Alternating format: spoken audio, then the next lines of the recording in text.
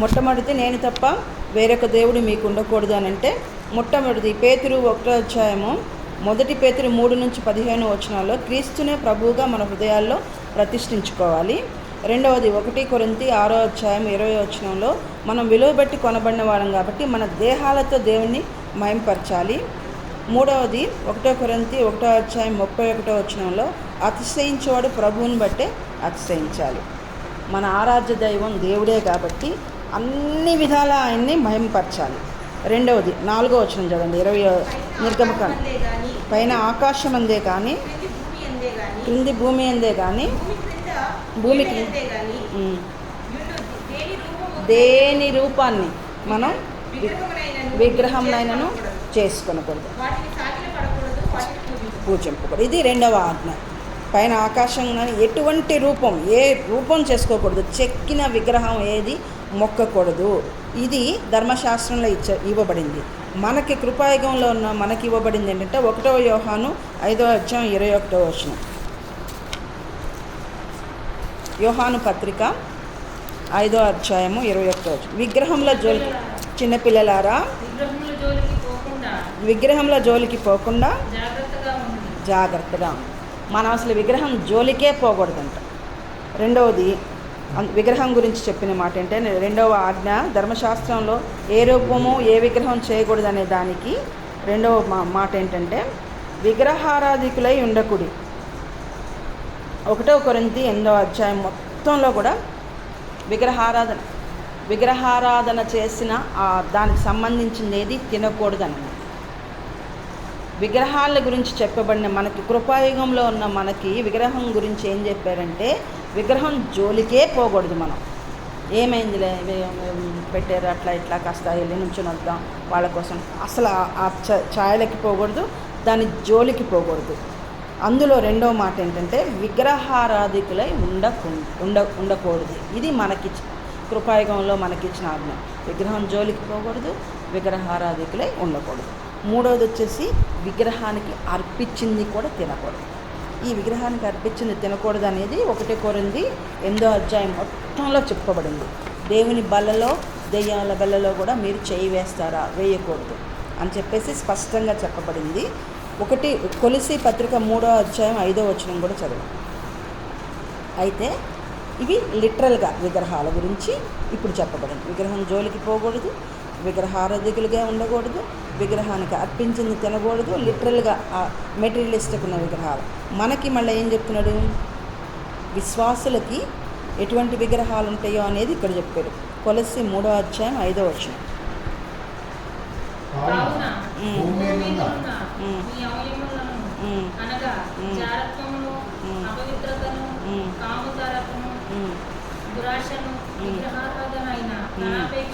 ఇది మళ్ళీ చదవండి సిస్టర్. విగ్రహారాధన అయిన ధనాపేక్షను చంపివేయుడి. అంటే విశ్వాసులకి మనం లిటరల్గా వాటిని పూజించాం కానీ మనలో చెప్పలేం. విగ్రహారాధన అయిన ధనాపేక్ష ఉండొచ్చు. మనలో కనుక ధనాపేక్ష ఉంటే అది విగ్రహారాధనతో సమానం. కాబట్టి ఎక్స్టెన్షన్ వచ్చింది చూడు. ధర్మశాస్త్రం చెప్పబడిన దానికంటే మనకి ఇంకా అమెండ్మెంట్స్, ఏమేమి అమెండ్మెంట్స్ వచ్చినాయి, ఏమేమి ఇంకా నొక్కి ఒక్కానికి చెప్తున్నాడో చూడండి. విగ్రహారాధన అయిన ధనాపేక్షను, విగ్రహాల జోలికి వెళ్ళకూడదు, విగ్రహారాధన చేయకూడదు, విగ్రహానికి అర్పించింది తినకూడదు మనకు చెప్పాడు. ఇంకా మళ్ళీ విగ్రహారాధన అయిన ధనాపేక్షను చంపివేయమని చెప్తున్నాడు. ఆరాధ్యమూర్తి గారు చెప్పేవాళ్ళు, నేను ఇంతకుముందు కూడా చెప్పాను, క్రైస్తవులకి మెటల్ విగ్రహాలు ఉండవు కానీ మెంటల్ విగ్రహాలు ఉంటాయి అని చెప్పారు. మెంటల్ విగ్రహాలు అంటే మానసికంగా మనము దేవుడి కంటే ఎక్కువగా దేన్ని ఎక్కువగా ఇష్టపడతామో, దేన్ని ఎక్కువగా పూజిస్తామో, దేన్ని ఎక్కువగా ఆరాధిస్తామో అవి విగ్రహాలై కూర్చుంటాయంట విశ్వాసులకి. కాబట్టి దేవుడి కంటే ఎక్కువగా దేన్ని మనం పూజించకూడదు. పాత నిబంధనలో చెక్కిన పోసిన విగ్రహాలు వద్దు, పెట్టుకోకూడదని దేవుడు చెప్పాడు. ఇప్పుడేమో మనము మన హృదయాల్లో దేవుడి కంటే ఎక్కువగా స్థానం ఇచ్చే ఏది విగ్రహంగా పెట్టుకోకూడదు. అవి విగ్రహాలే కూర్చుంటాయి. ధనాపేక్ష కూడా పెద్ద విగ్రహం అయిపోతుంది. దానిని కూడా మనం విడిచిపెట్టాలి. కృపాకాలంలో ఉన్న విశ్వాసం చేయాల్సింది. తర్వాత నిర్గమకాండం 20వ అధ్యాయం 7వ వచనానికి రండి. 7వ వచనం. ఇది 3వ ఆజ్ఞ కదా. నీ దేవుడైన యెహోవా నామాన్ని వ్యర్థంగా ఉచ్చరించకూడదని అక్కడ ఇచ్చిన ఆజ్ఞ.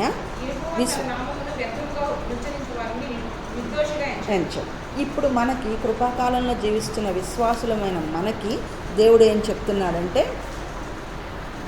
తండ్రి పేరుని కానీ కుమారుడైన యేసుక్రీస్తు పేరును కానీ మనము ఘనపరచాలి. వ్యర్థంగా ఉచ్చరించకుండా ఉండటం మాత్రమే కాక ఇంకా మనకు ఎక్స్టెన్షన్ ఇంకా పెరిగింది ఏంటంటే యాడండం అంటారు, ఇంకా యాడ్ చేశాడు. ఘనపరచాలి, స్తుతించాలి, నిత్యము ఆయన్ని స్తుతించాలి, ఆయన నామాన్ని నిత్యము స్తుతించాలి. ఆయన నామాన్ని వ్యర్థంగా ఉచ్చరించకపోవటం మాత్రమే కాక ఆయన నామాన్ని ఘనపరిచే విధంగా నిత్యము ఆయన్ని స్తుతించాలి. ఇది మనకి విశ్వాసులకి దేవుడు ఇచ్చిన యాడండం, అంటే యాడ్ చేసి ఇచ్చాడు అన్నట్టు. దేవుడైన తండ్రి అయిన దేవుడి పేరును కానీ కుమారుడైన యేసుక్రీస్తు పేరును కానీ విశ్వాసులమైన మనము ఘనపరచాలి, స్తుతించాలి నిత్యం. వ్యర్థంగా ఉచ్చరించకపోవటం మాత్రమే కాక ఈ రెండు మనం నేర్చుకోవాలి. తర్వాత 8వ వచనానికి రండి, 20వ వచ్చారు.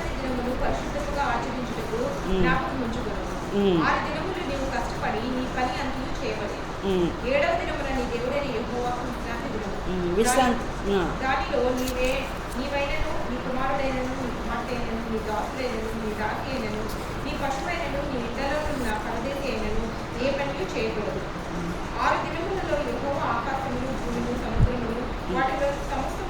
చాలా విశ్రాంతి దినాన్ని పరిశుద్ధంగా ఆచరించాలని ఇశ్రాయేలీయులకి దేవుడు ఆజ్ఞ ఇచ్చాడు. ఎలా ఆచరించాలి? ఏ పని చేయకూడదు, ఆ రోజు వంట కూడా చేసుకోకూడదు, వాళ్ళు ముందు రోజే చేసి పెట్టుకోవాలి. కొన్ని చాలా నడవకూడదు, ఇంత ఇంత ఇంత డిస్టెన్స్ కంటే ఎక్కువ నడవకూడదు, చాలా నియమాలు ఉన్నాయి. కానీ విశ్వాసులమైన మనకి, ఈ కృపాయుగంలో జీవిస్తున్న మనకి ఈ విశ్రాంతి దినాన్ని గురించిన ఆజ్ఞ మనకి ఇవ్వబడలేదు. కానీ చాలామంది ఇప్పటికీ కూడా యెహోవా సాక్షులు రోడ్ల మీద కానీ ఎక్కడ పడితే అక్కడ వచ్చి మీరు దేవుడిచ్చిన విశ్రాంతి దినాన్ని ఆజ్ఞను పాటించడం లేదు అని అంటారు. కానీ విశ్వాసులకే విశ్రాంతి దినం యేసుక్రీస్తులో కొట్టివేయబడింది. ఇప్పుడు మనం ప్రభు దినాన్ని ఆచరించాలి, లార్డ్స్ డే అని మన పెద్దలు నిర్ణయించి, విశ్వాసుల అపోస్తలు నిర్ణయించి ఆదివారాన్ని, యేసయ్య తిరిగి లేచిన ఆదివారాన్ని అందరూ సంఘంగా కూడుకోవటానికి ఏర్పాటు చేశారు. అంతేగాని ఆ ఒక్కరోజే పరిశుద్ధంగా ఆచరించాలనే నియమం కాదు మనకి ఇవ్వబడింది. మనకి ప్రతి దినము ప్రతి విశ్వాసి అయిన వాడు, యేసుక్రీస్తు రక్తంలో కడగబడి విశ్వాసి అయిన వాడు పరిశుద్ధపరచబడుతూ ఉండాలి. ప్రతి దినాన్ని ప్రతి క్షణాన్ని పరిశుద్ధంగా ఆచరించవలసిన వాళ్ళమే ఉన్నాం. ఒక దినము కంటే ఇంకొక దినం మంచిది అని మనం ఎంచకూడదు. రోమా 14వ అధ్యాయము 5-6 వచనాల వరకు ప్రతిరోజు కూడా మనము పరిశుద్ధంగా ఆచరించాలి. ఒకడు ఒక దినము కంటే మరి ఒక దినం మంచిదని ఎంచుచున్నాడు, మరి ఒకడు సమానంగా ఎంచుచున్నాడు. ప్రతివాడు తన మట్టుకు తానే రూఢిపరుచుకున్నాడు. దినమును లక్ష్య పెట్టువాడు చాలు. అంటే అక్కడ ఏంటంటే ఒక దినము కంటే ఇంకో దినం పెద్దదని అనకూడదు, 2 దినాలు సమానం అనకూడదు. మనకేంటి, మనకు దేవుడిచ్చిన ఆజ్ఞ, విశ్వాసుల కృపాకాలంలో జీవిస్తున్న మనకు దేవుడిచ్చిన ఏంటంటే ప్రతి దినము సజీవ యాగంగా పరిశుద్ధంగా మనము దేవుడికి మనల్ని మనము సమర్పించుకోవాలి. ప్రతి క్షణము ప్రతి దినము పరిశుద్ధంగా దేవుడి కోసము మనం సజీవ యాగంగా సమర్పించుకొని ఆచరించాలి. గలతీ పత్రిక 4వ అధ్యాయం 9-11 వచ్చినారు. గలతీ 4వ అధ్యాయం 9-11. ఇప్పుడు మీరు దేవుని ఎరిగిన వారును మరి విశేషముగా దేవుని చేత ఎరగబడిన వారిని ఉన్నారు కనుక అధీనమైనవి నిష్ప్రయోజనమైనవినైన మూలపాతంలో తట్టు మరలా తిరగనేలా మునుపటి వలె మరలా వాటి దాసులై ఉండకూడనేలా. మూలపాఠాల తట్టు మళ్ళా మనం తిరగకూడదు, మునుపటి వాళ్ళు వాటి దాసులుగా ఉండకూడదు. మీరు దినములను మాసములను ఉత్సవ కాలములను సంవత్సరములను ఆచరించున్నారు. ఈ విషయమే నేను పడిన కష్టం. దినములను వాసములను ఉత్సవ కాలాలను మనం ఆచరించకూడదు. ప్రతి దినము ప్రతి క్షణము క్రీస్తులో ఆనందించాలి. ప్రతి దినము ప్రతి క్షణము దేవుడి కోసం పరిశుద్ధంగా ఆచరించాలి. ప్రతిదినం ప్రతి క్షణం దేవుడి కోసం నీతిగా పరిశుద్ధంగా జీవించాలి. ఇది విశ్వాసులమైన మనకి, కృపాకాలంలో జీవిస్తున్న మనకి దేవుడిచ్చిన ఆజ్ఞ. మనం పరిశుద్ధుల సహవాసంలో దేవునితో గడపటం కోసము ఒక రోజును, అది ప్రభు దినం, దేవుడు తిరిగి లేచిన దినాన్ని ఆదివారాన్ని ఏర్పరచుకొని చర్చ్కి వెళ్తున్నాం. చర్చిలో పరిశుద్ధుల సహవాసం కోసం వెళ్తున్నాం. కానీ ప్రతి క్షణము ప్రతి దినము మనం పరిశుద్ధంగా ఆచరించవలసిన వారమై ఉన్నాము. ఇది 4వది. ఇంకొక ఐదవది ఏంటంటే 12వ వచనం చదువు. 5వ ఆజ్ఞ ధర్మశాస్త్రంలో చెప్పిన 12వ వచనం. నిర్గమకాండం 20వ అధ్యాయం 12వ వచనం. నీ తల్లిని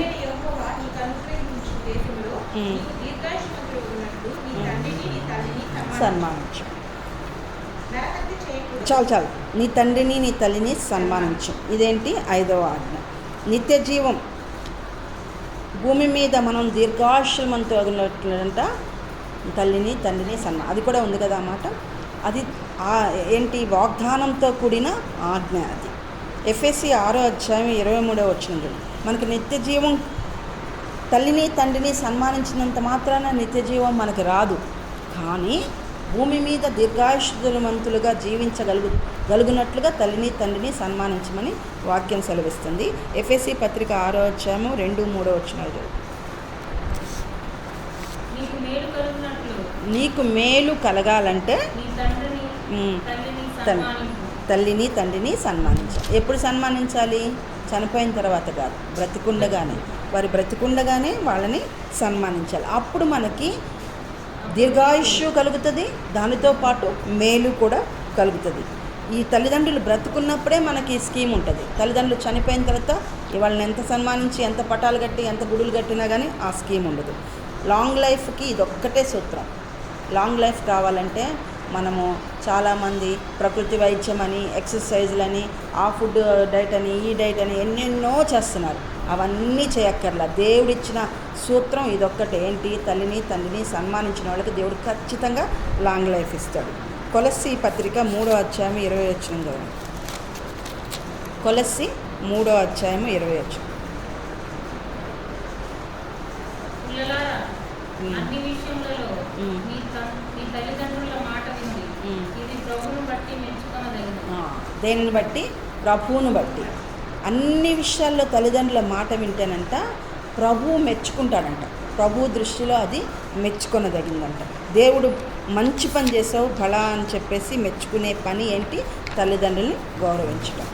ఇది కృపాయుగంలో ఉన్న దేవుడు మనకిచ్చే తల్లిని తండ్రిని సన్మానించడం అనే దానిలో మనం అన్ని విషయాల్లో తల్లిదండ్రుల మాట విని, అన్ని విషయాల్లో తల్లిదండ్రుల్ని సన్మానించి గౌరవిస్తే మనకి లాంగ్ లైఫ్ వస్తుంది, మేలు కలుగుతుంది, ప్రభువు మెచ్చుకుంటాడు. 3 జరుగుతాయి. తర్వాత 13వ వచనం రండి. నిర్గమకాండం. నరహత్య చేయకూడదు. ఇది 6వ ఆజ్ఞ. నరహత్య చేయకూడదు అని చెప్పేసి ఇశ్రాయేలీయులకు దేవుడు ఇచ్చిన ఆజ్ఞ. మరి మనకేం చెప్తున్నాడో చూద్దాం. మనకి దేవుడు చెప్పిన వచనాలు చూద్దాం. మొదటి యోహాను, యేసు ప్రభువు సిలువ వేస్తుంటే దేవుడు క్షమించమని వాడి కోసం ప్రార్థన చేశాడు. మనము మన సహోదరులను చూసి ద్వేషం పెట్టుకుంటేనే అది నరహత్యతో సమానమని చెప్పబడింది. ఎక్కడ చెప్పబడింది? మత్తయి సువార్త 5వ అధ్యాయం 21-22.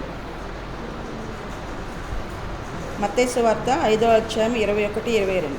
నరహత్య చేయవద్దు, నరహత్య చేయవాడు విమర్శకు లోనగునని పూర్వీకులతో చెప్పబడిన మాట. పూర్వీకులంటే ఇశ్రాయేలీయులతో ధర్మశాస్త్రం ఇస్తూ చెప్పిన మాట విన్నారు కదా. నేను మీతో యేసుక్రీస్తు చెప్తున్నాను, తన సహోదరుని మీద కోపపడు ప్రతివాడు విమర్శకులోగను, తన సహోదరుని చూచి వ్యర్థుడా అని చెప్పువాడు మహాసభకులు. చూసారు? ద్రోహి అని చెప్పువాడు నరకాగ్ని. చూసారా ఎంత దారుణం? ఎంత మనం ఇంకెంత జాగ్రత్తగా ఉండాలి, మనకెంత యాడ్ అయినాయి చూడండి.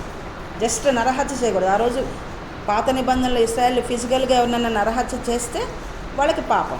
కానీ మనము జస్ట్ ద్రోహి అని చెప్పిన, వ్యర్థుడా అని చెప్పిన, హృదయంలో ద్వేషించిన, నరకాగ్నికి లోనయ్యేంత, నిత్య జీవాన్ని కోల్పోయేంత పాపం.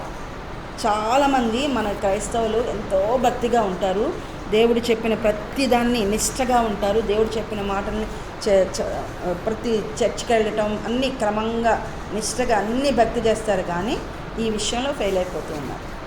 సహోదరుల్ని ద్వేషిస్తారు.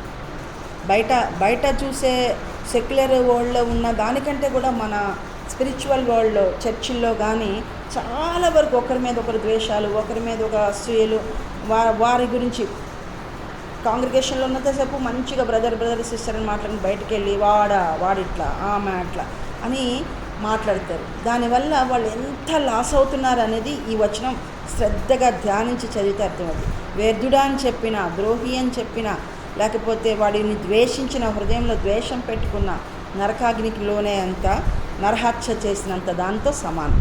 కాబట్టి విశ్వాసులమైన మనము చాలా జాగ్రత్తగా ఉండాలి. ఎందుకంటే at the cost of eternal life మనం ఎవరిని ద్వేషించకూడదు. మనం ఎవరినైనా ద్వేషించామంటే మన ఇటర్నల్ లైఫ్కి ఎఫెక్ట్ అయిపోతుంది. మన ఇటర్నల్ లైఫ్ని మనము పణంగా పెడుతున్నాం కాబట్టి ఎవరిని ద్వేషించకూడదు. ద్వేషం ఉన్నా వదిలేయాలి. నిర్హేతుకంగా మనల్ని ద్వేషించి ఇష్టపడని వాళ్ళు చాలామంది ఉంటారు, మాటలని బాధ పెట్టేవాళ్ళు ఉంటారు. కానీ వాటన్నిటినీ మనం దేవుడికి అప్పచెప్పాలి. నోటి మాట వల్ల కలుగు నొప్పి తగలకుండా దేవా నన్ను చాటు చేయమని యోబు పత్రికలో ఉంటుంది. మనుషులు ఎవరన్నా మనల్ని నిర్హేతుకంగా ద్వేషించి నిర్హేతుకంగా మాటలని బాధపడితే ఈ వాక్యం గుర్తు చేసుకొని దేవుడికి అప్పచెప్పాలి, వదిలిపెట్టాలి. కానీ ఎవ్వరి మీద ద్వేషం పెట్టుకోకూడదు. ద్వేషం పెట్టుకుంటే మనకి ఎంత నష్టం అంటే మనము నిత్య జీవాన్ని కోల్పోయి నరకాగ్నికి లోనేంత నష్టం. ఆ నష్టాన్ని మనం తెచ్చుకోకూడదు. యేసు ప్రభు సాక్షాత్తు ఆయన సిలువ వేస్తూ ఆయన హింసిస్తున్న వారిని చూసి క్షమించమన్నాడు. ఆ మాదిరి మనం క్రీస్తు స్వరూపం పొందుకోవాల్సిన వారం కాబట్టి ఆ మాదిరికి మనము ప్రయత్నించాలి. కష్టం మనకి, ప్రయత్నించాలి, ప్రార్థన చేయాలి, ప్రభువుని అడుక్కోవాలి. దేవుడు మెల్లమెల్లగా మన హృదయాల్ని మార్చేస్తాడు. తర్వాత ఏడో ఆజ్ఞ 14వ వచనం, వ్యభిచరించకూడదు. 7వ ఆజ్ఞ ఏంటంటే వ్యభిచరించకూడదు. అది ఇశ్రాయేలుకి ఇచ్చింది. మనకి ఇంకా ఎక్స్టెన్షన్ ఇచ్చాడు. ఎలా ఇచ్చాడంటే 1 కొరింథీ పత్రిక 6వ అధ్యాయం 13 నుంచి 20 వచనాల వరకు.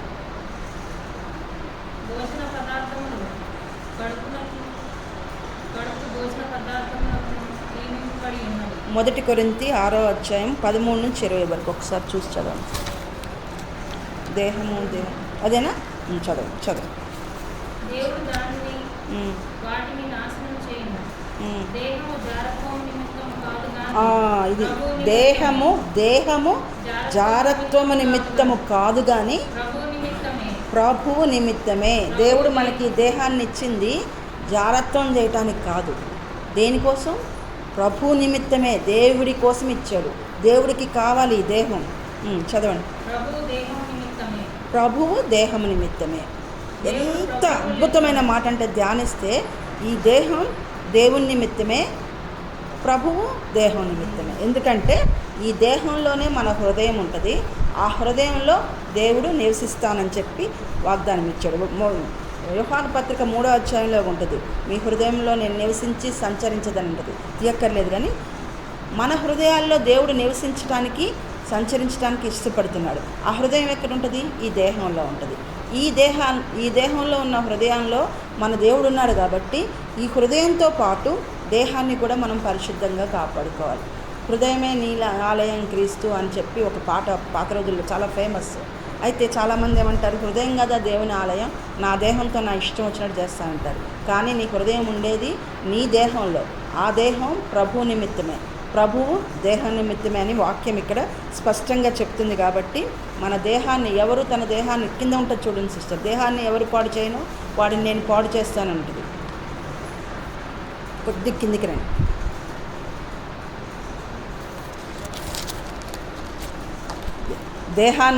దేహాన్ని పాడు చేసుకుంటారు చూడండి, వాళ్ళని నేను పాడు చేస్తానంటుంది. సరే, నెక్స్ట్ దొరకకపోతే తర్వాత దానికి వెళ్దాము. హృదయము దేహము రెండు దేవుణ్ణి మహిమపరచాలి. 1 దెస్సలోనిక 4వ అధ్యాయం 3వ వచనం.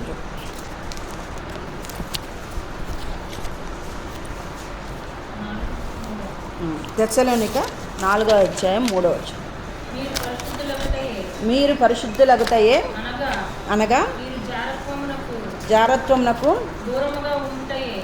దూరముగా ఉండుటయే దేవుని చిత్తం. జారత్వానికి, వ్యభిచరించకూడదని ఇశ్రాయేలుకి ఇచ్చిన ఆజ్ఞకి మనకు ఎక్స్టెన్షన్ ఏంటంటే జారత్వానికి దూరంగా ఉండాలి, దేహాన్ని పరిశుద్ధంగా ఉంచుకోవాలి, హృదయాన్ని పరిశుద్ధంగా ఉండాలి. మీరు పరిశుద్ధులగితే, మనం పరిశుద్ధంగా ఉండటం మన ప్రాణాత్మల్ని పరిశుద్ధంగా ఉంచుకోవటం దేవుని చిత్తం.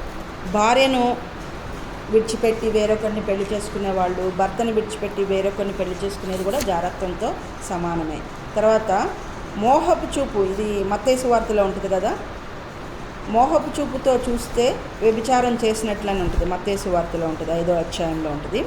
అది కూడా ఇప్పుడు మనకి ఎక్స్టెన్షన్గా చెప్పింది ఏంటంటే, వ్యభిచారం చేస్తేనే కాదు, ఒక స్త్రీని కానీ పురుషుని కానీ చూసి మోహపు చూపుతో చూస్తే కూడాను అవి వ్యభిచరించినట్లు లెక్క. కాబట్టి మనం చాలా జాగ్రత్తగా ఉండాలి. మన హృదయాన్ని, తలంపుల్ని, ఆలోచనలు కూడా పరిశుద్ధంగా ఉంచుకోవాలి. తప్పకుండా వస్తాయి మనకి చెడ్డ ఆలోచనలు. వాటిని వెంటనే దేవుని యొద్ద అడిగి క్షమాపణ వేడుకోవాలి. ఎట్లా అంటే, మన ఆకాశ పక్షులు మన తల మీద నుంచి ఎగిరిపోతూ ఉంటాయి. అలా మనకి చెడ్డ ఆలోచనలు వస్తాయి. అంటే మోహపు చూపుతో చూసే అటువంటి ఆలోచనలు. వాటిని తీసుకొచ్చి మనం ఇక్కడ గూడు కట్టి, ఆకాశం పక్షులు ఎగిరిపోయే పక్షుల్ని తల మీద గూడు కట్టి ఉంచకుండా వాటిని విదిలించుకున్నట్టుగా చెడ్డ ఆలోచనలు వచ్చినప్పుడు మనం విదిలించేసుకొని ప్రభు దగ్గర క్షమాపణ అడుక్కొని దేవుని వాక్యంతో నింపుకుంటే అటువంటి చెడ్డ ఆలోచనలు రావు మనకి. కాబట్టి జారత్వం చేయకూడదు, వ్యభిచరించకూడదు అనే దానికి దేవుడు మనకి విశ్వాసులైన కృపాకాలంలో ఉన్న వాళ్ళకి ఇచ్చిన ఆజ్ఞ ఇది. 15వ వచనం చదవండి సిస్టర్. నిర్గమకాండ దొంగిలకూడదు. 1 దశలోనిక 4వ అధ్యాయం 6వ వచనం.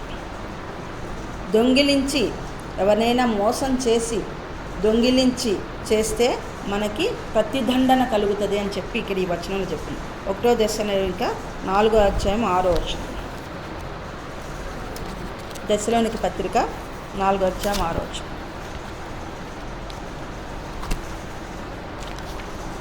ఈ విషయమందెవడును అతిక్రమించి తన సహోదరునికి మోసము చేయకూడదు. ఎందుకనగా నేను పూర్వం మీతో చెప్పి సాక్ష్యం ఇచ్చిన ప్రకారము ప్రభు వీటన్నిటి విషయమై ప్రతిదండన చేయగలడు. తన సహోదరుని ఎవరైనా మోసం చేసి వాళ్ళ దగ్గర ఏదైనా దొంగిలించి చేస్తే ప్రభువు వాటన్నిటి విషయమై ప్రతిదండన. మనం సహోదరుల దగ్గర దొంగిలిన, వాళ్ళని మోసం చేసి అన్యాయంగా వాళ్ళకి సంబంధించి తీసుకున్నా కానీ దేవుడు మనకి ప్రతిదండన ఇస్తాడని చెప్పి ఈ వచనంలో చెప్పబడుతుంది. ఇది మన కోసం, విశ్వాసుల కోసం, కృపాకాలంలో ఉన్న వాళ్ళ కోసం చెప్తుంది. తర్వాత 1 కొరింథీ 6వ అధ్యాయం 10వ వచనం. 1 కొరింథీ 6వ అధ్యాయం. దొంగలైనను లోబులైనను తాగుబోతులైనను దూషకులైనను దోచుకొని వారైనను ఎవరెవరు వారసులు గారు? ఇందులో ఉన్న ప్రతి ఒక్కళ్ళు దొంగతనం చేసేవాళ్ళు దేవుని రాజ్యానికి వారసులు కాలేరు. దొంగతనం చేస్తే దేవుని రాజ్యాన్ని కోల్పోతామన్న భయం ఉంటే మనం ఎదుటి వ్యక్తుల్ని మోసం చేయము, దొంగతనాలు చేయము, వారికి అన్యాయం చేయము. ఎఫెసీ పత్రిక 4వ అధ్యాయం 28వ వచనం. దొంగిలివాడు ఇక మీదట దొంగిలక అక్కరగలవానికి పంచిపెట్టుటకు వీలు కలుగు నిమిత్తము తన చేతులతో మంచి పని చేయించు కష్టపడి. ఇశ్రాయేలీయులకు దొంగిలకూడదని ఇచ్చిన ఆజ్ఞకి మనకి మొట్టమొదటి ఏంటంటే, నువ్వు దొంగిలితే నీ సహోదరుని మోసం చేస్తే నీకు ప్రతిదండన ఖచ్చితంగా ఉంటుంది, తప్పదు అనేది చెప్పింది. తర్వాత దొంగిలిన వారు దేవుని రాజ్యానికి వారసులు కారు అని చెప్పబడింది. 3వది, దొంగిలితే దొంగిలకూడదు కానీ ఇతరులకి సహాయం చేయాలి, ఇతరులకి పెట్టాలి. కానీ విశ్వాసులు అనేవాడు, కృపాయుగంలో జీవిస్తున్న విశ్వాసులు అనేవాళ్ళు ఇతరులది తీసుకోకూడదు. ఇతరులది తీసుకోవటమే కదా దొంగిలటం అంటే. ఇతరులకి సంబంధించింది లాగేసుకోవటం దొంగిలటం తెలియకుండా. కానీ ఇతరులకి పెట్టాలి అని చెప్పేసి ఎఫెసీ 4:28 ఉంది. మళ్ళీ ఒకసారి చదవండి సిస్టర్. వచ్చిన దొంగిలవాడు ఇక మీదట దొంగిలక అక్కరగలవానికి పంచిపెట్టుటకు వీలు కలుగు నిమిత్తము తన చేతులతో మంచి అంటే తన చేతులతో కష్టార్జితం, తన చేతుల కష్టార్జితాన్ని తీసుకొని ఇతరులకు పంచిపెట్టే లెవెల్కి ఎదగాలి విశ్వాసులు. కానీ ఇతరుల దగ్గర ఉన్నదని అన్యాయంగా అక్రమంగా దొంగతనం చేయకూడదు. ఇది 8వ ఆజ్ఞ. తర్వాత 9వ ఆజ్ఞ 16వ వచనం చదవండి సిస్టర్. నీ పొరుగువాని మీద అబద్ధ సాక్ష్యం పలకకూడదు. ఇది ధర్మశాస్త్రం 9వది. కొలస్సీ పత్రిక 3వ అధ్యాయం 9వ వచనం చదువుతుంది. ఇది మనకి కృపాయుగంలో ఉన్న మనకి చెప్పబడింది. కొలస్సీ పత్రిక 3వ అధ్యాయం 9. ఒకరితో ఒకడు అబద్ధమాడకుడి, ఏలయనగా ప్రాచీన స్వభావమును దాని క్రియలతో కూడా మీరు పరిశీలించి జ్ఞానం కలుగు నిమిత్తము దాన్ని సృష్టించిన వారి ప్రేమ కలిగి సత్యము చెప్పుచు అని ఉంటుంది. కొలస్సీ పత్రిక 3వ అధ్యాయము 9వ వచనం. అదే చదవండి, కంటిన్యూ చేయండి. ఒకరితో ఒకడు అబద్ధమాడకుడి, ఏలయనగా ప్రాచీన స్వభావమును దాచి క్రియలతో కూడా మీరు పరిశీలించి జ్ఞానం కలుగు నిమిత్తము దాన్ని సృష్టించిన వారిని కోరిక చొప్పున నూతన పరచబడుచున్న నవీన స్వభావమును ధరించుకొని ఉన్నారు.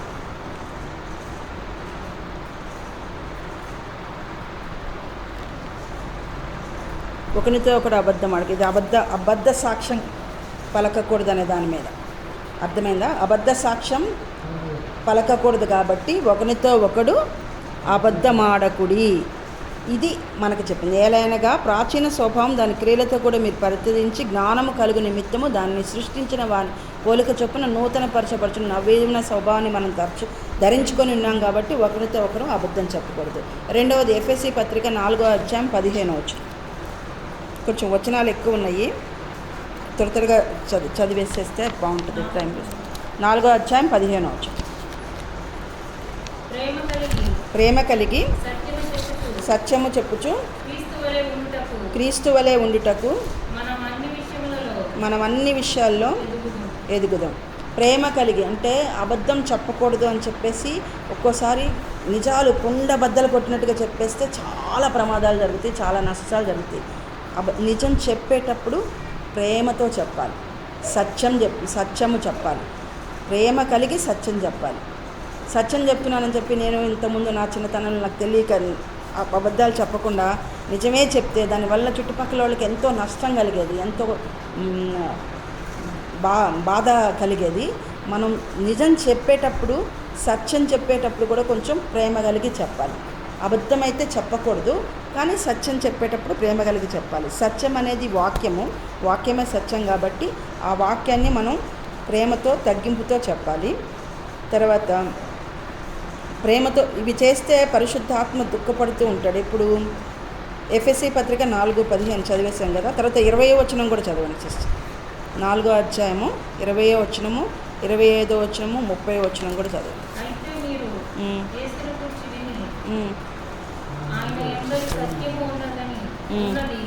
ఉన్నట్టుగానే ఆయన ఎందు ఉపదేశించబడిన వారైన ఎడల మీరు అలాగూ క్రీస్తును నేర్చుకున్న వారు కాదు.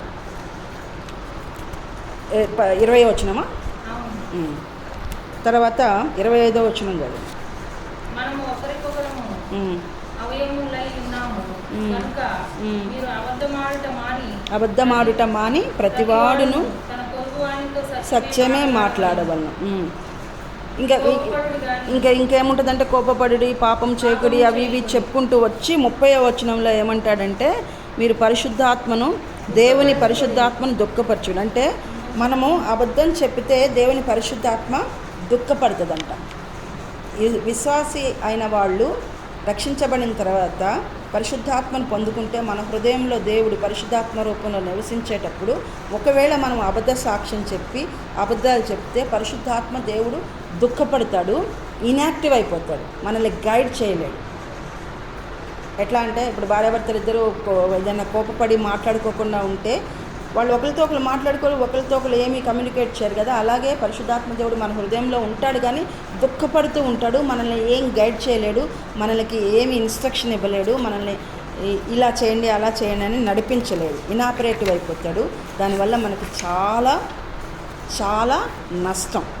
కాబట్టి పరిశుద్ధాత్మ దేవుని సహవాసాన్ని మనం కోల్పోతాం. కాబట్టి అబద్ధాలు ఆడకూడదు.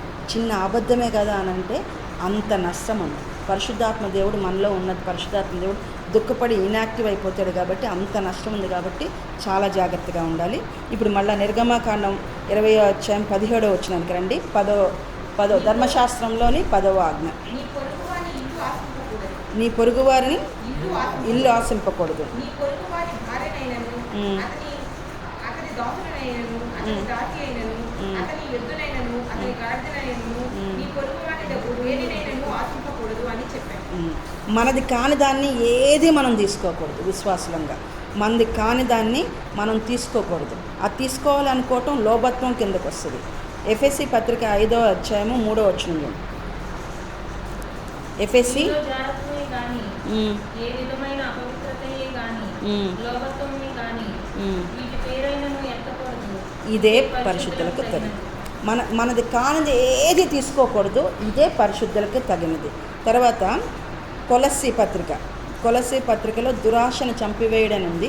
చదవక్కర్లేదు కానీ దురాశను చంపివేయడని ఉంది. తర్వాత హెబ్రీ పత్రిక 13వ అధ్యాయం 5వ వచనం.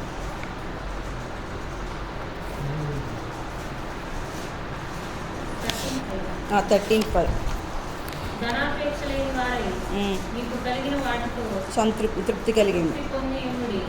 నిన్ను ఏమాత్రమును విడువను, నిన్ను ఎన్నడను ఎడబాయను అని ఆయనే చెప్పిన కదా. ధనాపేక్ష కవర్ట్నెస్ అంటే మనకి ఇంకా ఇంకా ఇంకా ఇంకా కావాలనే బుద్ధి కవర్ట్నెస్ అంటే పొరుగువారిదిని ఆశించటం.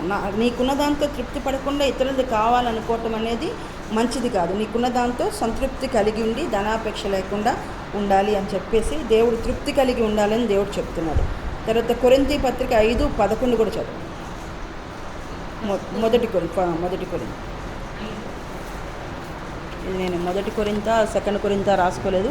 చూడండి, దీనికి రిలేటెడ్ ఉంటే మొదటి కొరింథీ చదవండి. మొదటి కొరింథీ ఏంటి? 11వ వచనం. ఇప్పుడైతే సహోదరుడు పడిన వాడెవడైనను జారుడు గాని లోబి గాని లోబి అనేది ఇక్కడ తీసుకోవాలి. చదవండి. గాని తిప్పుబోతు గాని రాగుబోతు గాని దోచుకొనువాడు గాని అయ్యున్న ఎడల అట్టి వానితో సాంగత్యము చేయకూడదు. అర్థమైందా? మీకు రాయిచున్నాను. అంటే పరిశుద్ధులకి తగింది కాదు లోభత్వం కలిగి ఉండటం, ఎదుటి వాళ్ళకు ఉన్న దాన్ని ఆశించడం అనేది పరిశుద్ధులకి తగింది కాదనేది మనకు చెప్పబడింది మొదటి మాట. రెండవది దురాశని మనలోంచి చంపివేయాలని కొలస్సీ పత్రికలో చెప్పారు. తర్వాత మూడవది మళ్ళీ ఏంటి సిస్టర్, మళ్ళీ లోభత్వం లోబి గాని విగ్రహారాధకుడు గాని తిట్టుబోతు గాని రాగుబోతు గాని దోచుకొనువాడు గాని అయ్యున్న ఎడల అట్టి వానితో సాంగత్యం చేయకూడదు. అర్థమైందా? లోబి అనే ఇతరులది ఆశించే వాడితో మనం సాంగత్యం చేయకూడదు. ఇతరులది ఆశించకూడదు, మనం వాళ్ళతో సాంగత్యం కూడా చేయకూడదు. చేస్తే వాళ్ళ లక్షణాలు మనకు వస్తాయి. కాబట్టి సాంగత్యం కూడా చేయకూడదని ఇక్కడ చెప్పబడింది. మనకు కలిగిన దాంతో మనం తృప్తి కలిగి ఉండాలి. లేకపోతే ప్రభువుని అడగాలి. దేవా, నాకు ఇది తక్కువైంది, నువ్వు దయచేయి దేవా అని అడిగితే దేవుడు తన కృపా మహదేశ్వరం నుంచి తప్పకుండా మనకు దయచేస్తాడు. కాబట్టి ఇతరులది మనం ఆశించకూడదు, ఇతరులది ఏది తీసుకోకూడదు, పొరుగు అనేది ఏది ఆశించకూడదు. వాళ్ళతో సాంగత్యం, అట్లా లోభక్తతో ఉండి ఇతరులది ఆశించే వ్యక్తులతో సాంగత్యం కూడా చేయకూడదు. 10 అయిపోయినాయి కదండి, ధర్మశాస్త్రంలో చెప్పబడిన 10 అయిపోయినాయి. ఆ 10కి ఎక్స్టెన్షన్గా యాడెండం కానీ ఇంకా అమెండ్మెంట్స్ కానీ మనకు చెప్పబడినవి అన్నీ మనం చదువుకున్నాము. ఇప్పుడు కంక్లూషన్ వస్తే నిర్గమాకాండం 25వ అధ్యాయం 8వ వచనం. నేను వారిలో నివసించినట్లు వారు నాకు పరిశుద్ధ స్థలంలో నిర్మింపవలెను. చదవండి, చాలా. తర్వాత లేవీకాండం 11:14 వచనం కూడా చదవండి.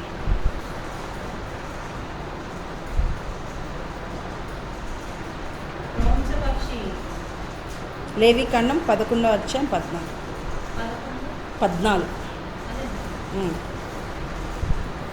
పక్షి గద్ద, తెల్లగద్ద, ప్రతి విధమైన గద్ద, ప్రతి విధమైన కాకి, నిప్పుకోడి, అది రిలేటెడ్ కాదనుకుంటా, ఏమైనా మిస్ అయినట్టున్నాను. అయితే ఇక్కడ ఏంటంటే, నేను వారిలో నివసించి ఇశ్రాయేలీయుల దగ్గర ధర్మశాస్త్రం ఇచ్చినప్పుడు దేవుడు అక్కడ ప్రత్యక్ష గుడారంలో వారి మధ్యలో నివసించేవాడు. ఆ రోజుల్లో ధర్మశాస్త్రం ఇవ్వబడినప్పుడు దేవుడు ప్రత్యక్ష గుడారం కట్టబడితే ఆ ప్రత్యక్ష గుడారంలో నివసించేవాడు. ఇప్పుడైతే ధర్మశాస్త్రం అయిపోయింది కాబట్టి కృపాకాలంలో ఉన్న మనకి దేవుడు మన హృదయంలోకి వచ్చేసి మనలో నివసించి సంచరించడానికి ఇష్టపడుతున్నాడు కాబట్టి ఆ ప్రత్యక్ష గుడారంలోకి అడుగు పెట్టేటప్పుడే వాళ్ళు పరిశుద్ధంగా ఉండాలి. బయట ఎట్లా ఉన్నా నడుస్తుంది.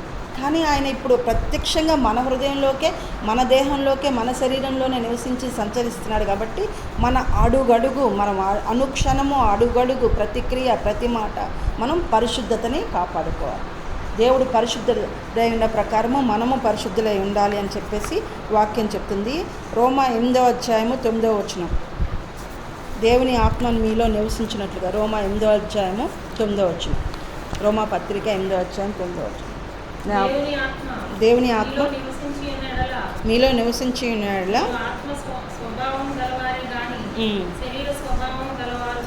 దేవుని ఆత్మ మనలో నివసిస్తుంది కాబట్టి పరిశుద్ధ నూతన యుగంలో, ఈ కృపాయుగంలో మనం ఆత్మ స్వభావం కలిగి ఉండాలి కానీ శరీర స్వభావం కలిగి ఉండకూడదు.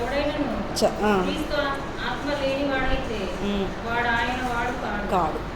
దేవుని ఆత్మ మనం కలిగి ఉన్నాము గనక పరిశుద్ధతను మెయింటైన్ చేయాలి. అక్కడ లాస్ట్ వచనంతో కాదు కానీ దేవుని ఆత్మ మనలో ఉంటుంది కాబట్టి పరిశుద్ధత మెయింటైన్ చేయాలి. 1 కొరింథీ 6వ అధ్యాయం 19-20 వచనాలు. అయిపోతుంది. టైం అవుతుందా? ఒక్క 2 నిమిషాలు అయిపోతుంది. మీ దేహము దేవుని వలన మీకు అనుగ్రహింపబడి మీలో ఉన్న పరిశుద్ధాత్మకు ఆలయమై ఉన్నదని మీరు ఎరుగరా? మీరు మీ సొత్తు కాదు, విలువ పెట్టి కొనబడిన వారు గనుక మీ దేహంతో దేవుని మహిమపరచు. దేవుడు విలువ పెట్టి, మన దేహము పరిశుద్ధాత్మక నిలయమే ఉంది కాబట్టి మనము విలువ పెట్టి దేవుడి చేత కొనబడిన వారం కాబట్టి దేవుణ్ణి మహిమపరిచే విధంగా పరిశుద్ధతని మెయింటైన్ చేసుకోవాలి. చర్చిలో మనకు ఫెసిలిటీ, అసలు మన హృదయమే దేవుని ఆలయం. మన హృదయం దేవుని ఆలయం, నిజమైన ఆలయం. ఇది మనకి ఫెసిలిటీ, నలుగురు కూర్చుని ఆరాధించుకోవడానికి ఫెసిలిటీ. కానీ ఇక్కడ దేవుడు ఉండడు, మనలో ఉంటాడు, మన హృదయంలో ఉంటాడు. కాబట్టి మన హృదయము, మన దేహము, మన ప్రవర్తన, మన మాట, మన క్రియలు పరిశుద్ధతను మెయింటైన్ చేస్తే ఆయన్ని మనము గణపరిచినట్లుగా. ఈ శరీరాన్ని కూడా పరిశుద్ధంగానే మనం మెయింటైన్ చేయాలి. శరీరాన్ని పోషించి సంరక్షించుకోవాలి. ఎందుకంటే ఈ శరీరంలో ఉన్న మన దేవుడు నివసిస్తాడు కాబట్టి అది కూడా మనం జాగ్రత్తగా ఉండాలి. కేర్లెస్గా ఎక్కువ ఉపవాసాలు చేస్తూ నిర్లక్ష్యంగా అట్లా కూడా ఉండకూడదు. శరీరం మీద టాటులు వేయించుకోకూడదు. తర్వాత పచ్చబొట్లు పొడిపించుకోకూడదు.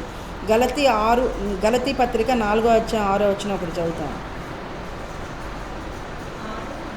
4వ అధ్యాయం 6వ వచనం. గలతీ పత్రిక 4వ అధ్యాయం 6వ వచనం.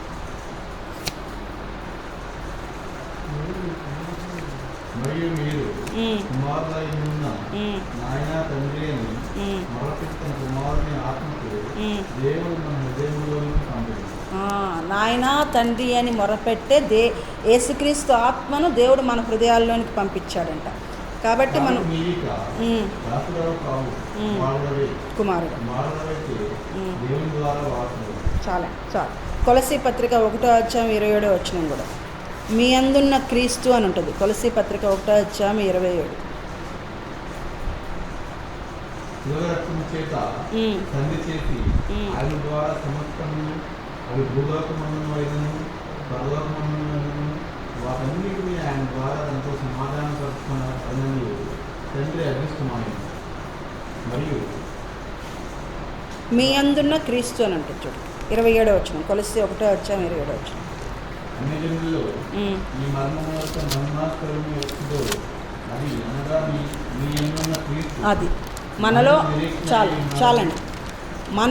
మన అందున్న క్రీస్తు, మనలో క్రీస్తున్నాడు కాబట్టి మనం పరిశుద్ధతని కాపాడుకోవాలి. మనకి చాలా ఇంకా ఎక్స్టెన్షన్ ఇచ్చాడు. ధర్మశాస్త్రంలో చెప్పబడిన దానికంటే ఎక్కువగా ఇచ్చారు. ఎఫెసీ 5వ అధ్యాయము 1-3లో కూడా పరిశుద్ధులకు తగినది అని ఉంటుంది. అంటే మనం పరిశుద్ధతని మెయింటైన్ చేసుకోవాలి. ఎవరితో రిలేషన్షిప్ కలిగి ఉన్నా కానీ వాళ్ళతో మనం ట్రాన్సాక్షన్స్ కొన్ని చేస్తాం, కొన్ని మాట్లాడతాం, కొన్ని డీలింగ్స్ చేస్తాం. మన పరిశుద్ధతకి భంగం కలుగుతుందా లేదా అనేది మనం ఆలోచించుకోవాలి. ఎవరితో రిలేషన్ కలిగి ఉన్నా, ఎవరితో ఏ ట్రాన్సాక్షన్ చేసినా కానీ మన పరిశుద్ధతని మనము కోల్పోకూడదు. మన పరిశుద్ధతని మనం లాస్ కాకూడదు. డబ్బులు లాస్ అయితే తిరిగి పొందుకోవచ్చు కానీ పరిశుద్ధతను కోల్పోతే మనకి నిత్య జీవానికి ఎఫెక్ట్ అవుతుంది. కాబట్టి మనం చాలా జాగ్రత్తగా ఉండాలి. మనం డబ్బులు లాస్ అవ్వకుండా చూసుకుంటాం, మనం బాగా చూసుకుంటాం డబ్బులు లాస్ అవ్వకుండా, డబ్బులు నష్టపడకుండా మనం చాలా జాగ్రత్తగా క్యాలిక్యులేటెడ్గా చాలా కేర్ఫుల్గా ఉంటాం. కానీ మనం చాలా క్యాలిక్యులేటెడ్గా కేర్ఫుల్గా ఉండాల్సింది ఎక్కడ మన పరిశుద్ధతను కోల్పోతున్నాం. ఈ వ్యక్తితో కలిస్తే, ఇక్కడికి వెళితే, ఈ ట్రాన్సాక్షన్ చేస్తే మన పరిశుద్ధత ఏమన్నా మనం లాస్ అవుతున్నామని చాలా కేర్ఫుల్గా చూసుకొని మన దేవుడితో మన రిలేషన్షిప్ ఎప్పటికప్పుడు సరి చేసుకుంటూ మన పరిశుద్ధతను మెయింటైన్ చేసుకుంటూ మన స్పిరిట్ని లాస్ చేసుకోకుండా, పరిశుద్ధతను లాస్ చేసుకోకుండా చాలా జాగ్రత్తగా జీవించాలి. సజీవ యాగంగా దేవునికి మనము మన దేహ ప్రాణాత్మల్ని పరిశుద్ధంగా సమర్పించుకోవాలి. ధర్మశాస్త్రానికి మించిన విధంగా మనము జాగ్రత్తగా జీవించవలసిన వారమై ఉన్నాము. ఇది దేవుని ప్రమాణం. కానీ అందరూ అక్కడికి రీచ్ కాలేరు. కాకపోతే రీచ్ అవటం కోసం ప్రయత్నం చేయాలి. ఎప్పటిదాకా?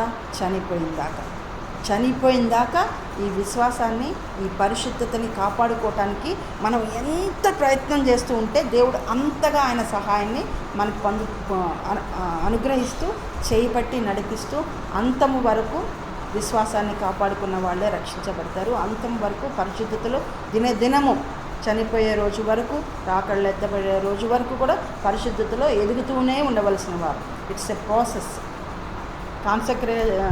Consecration is a process from మనం రక్షించబడిన రోజు నుంచి చనిపోయే వరకు, రాకళ్ళు ఎత్తబడే వరకు. అది కంటిన్యూస్ ప్రాసెస్. ఒక రోజుతో రక్షించబడ్డాను అయిపోయింది అనుకోవటానికి లేదు. కాబట్టి అలాగూ దేవుడు మనల్ని అందరినీ పరిశుద్ధతలో ఎదిగింప చేయనుగాక. దేవుడిచ్చిన వాక్యాన్ని దీవించునుగాక. ఆమేన్.